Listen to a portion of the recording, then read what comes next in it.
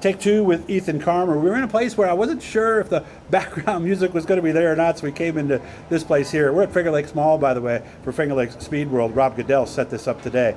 If you go to Rob's video from this event where we went through the cars, the last Mustang that you see is going to be the one that 17-year-old Ethan Carmer drives. He's from Wolcott, New York. Did some Sampson No Prep last year at age 16. He is 17 now. He was a wrestler in high school. He joins us here. How we doing?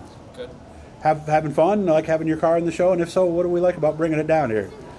I'm not really a big car show person, but I really like this show and I wanted to help support my friend Rob, so I decided to bring it here and I'm really enjoying it. How'd you get to meet Rob? So I was looking up no prep events and stuff in New York and I found Sampson, so I decided to go there and try it out, and I met him and he took me in, so it was cool. Why? What appealed to you about the no prep versus the traditional drag racing route?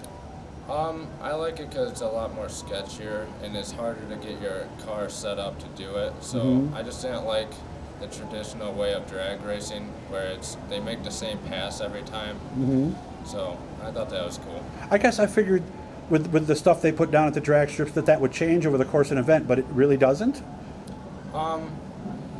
It does. It gets greasy and stuff, but it all depends on the weather and stuff and what type of tires you're even running. I mean, some sticky solutions can work different with different tires and suspension and all that. And there's different sticky solutions even.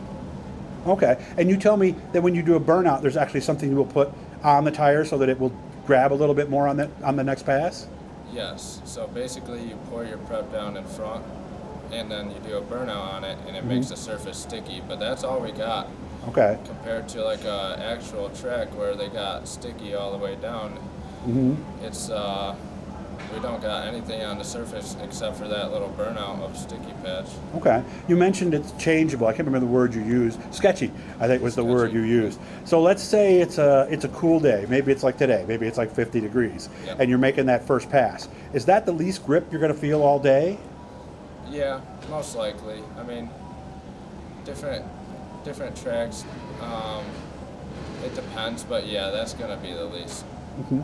There's different preps you can mix to try to give you that edge, but it's super hard to hook. Well, I would imagine, because I know sometimes they'll actually move the lane if one lane does get, but as you guys go and the event goes, there's rubber put down. Does that give you grip or does that cause you to lose grip when that rubber goes down?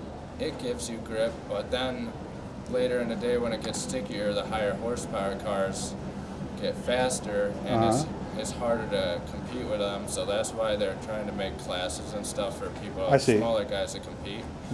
Because when you get on that sticky stuff and you got a 2,000 horse car against a 500 horse car, it's pretty hard to compete. So that's why I really like the non-sticky stuff, raw asphalt. Okay.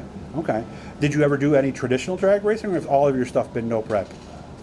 When I first got into it, I had an S10, and I tried it, and I just really didn't like it. It didn't give me the rush as much. Okay. I found out no prep, looking it up on YouTube, found his race, went there, and I'm hooked ever since. Okay.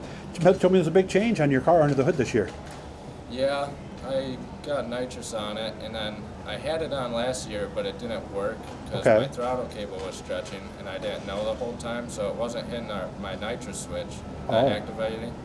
So we're gonna try to redo that this year, and it should be a rocket ship. Of course, when we see all those Fast and Furious movies, we wait for them to hit the thing and it takes off. Is yours supposed to apply gradually as you go, or how does that work? It can. So we have a little nitrous box in there that you can change your time from whatever percentage to 100%. I see. And you can change how far it comes on, like 2.5 seconds or 0.5 seconds. Oh, really? And you can also change the percentage of nitrous off the line. Oh, okay. So it's not as simple as what we see on those movies, right? So yeah, there's a lot of things like I did not know that when I first got into it compared to now. Okay. Like you have to heat your nitrous bottles and all that. Really? It's nitrous is fun, but it's more expensive in the long run compared to turbos. But turbos are expensive right when you start, but then your engine lasts longer and stuff. So really nitrous becomes a more expensive product in the long run. And I hear it can beat the motor up a little more, and when it does Absolutely. blow, it'll blow a little harder, basically, is Absolutely. for lack of a better term. Okay. When's your first race?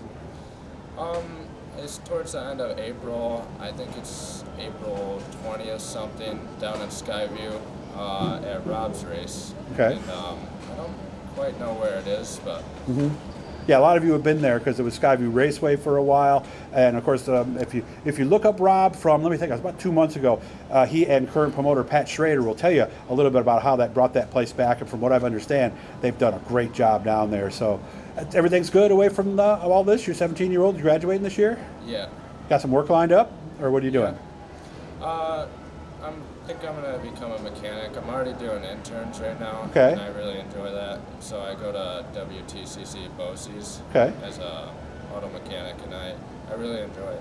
And I'm sure your experience on this car is going to help you a lot in life later, isn't it? Yeah. All right, so make sure to come out and see Ethan. He'll be part of the Sampson No Prep series. Make sure to look them up. And like they said, first show is down at Skyview. If you've never been there, you'll see why they call it Skyview when you get there, too. It's a wonderful place, and they put some money into it. And hopefully the Rowdy Round concrete racetrack will be coming back soon. Make sure to subscribe, turn on the likes, leave a comment if you'd like. Real good to meet you, man. Please keep in touch, okay? Meet you too.